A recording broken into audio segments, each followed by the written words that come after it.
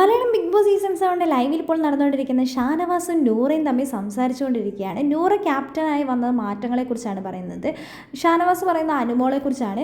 ഇപ്പോൾ കണ്ടില്ലേ, ഇന്ന് കിച്ചണിൽ ഒരു പാർഷ്വാലിറ്റിയും കാണിച്ചില്ല, എല്ലാവർക്കും ഒരേപോലെ ഫുഡ് കൊടുത്തു.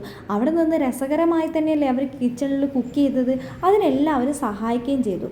ഇങ്ങനെ തന്നെ വേണം, ആരോടും ഒരു വ്യക്തിവിരോധം കാണിച്ചിട്ടില്ല. ടീമിനെ ഹാൻഡ് ഓവർ ചെയ്യുന്നതിന് മുമ്പ് തന്നെയാണ് കിച്ചണിലെ എല്ലാ കാര്യങ്ങളും കറക്റ്റായിട്ട് ചെയ്തിട്ടുള്ളത്. വെസൽ കണ്ടില്ലേ, ഇന്നലെയൊക്കെ നമ്മൾ തന്നെയല്ലേ കഴുകി വെച്ചത്.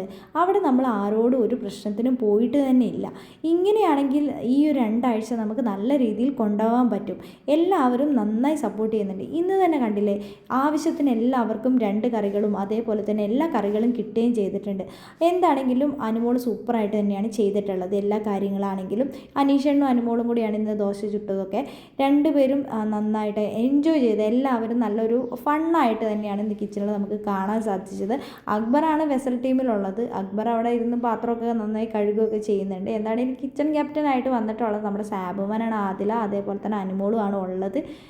ഞങ്ങളെ സഹായിക്കാൻ അനീഷേട്ടൻ വന്നു എന്ന് കിച്ചൺ ടീമിന് തീരുമാനിച്ചപ്പോൾ അനുമോൾ പ്രത്യേകം എടുത്ത് പറയുകയും ചെയ്തിട്ടുണ്ട്.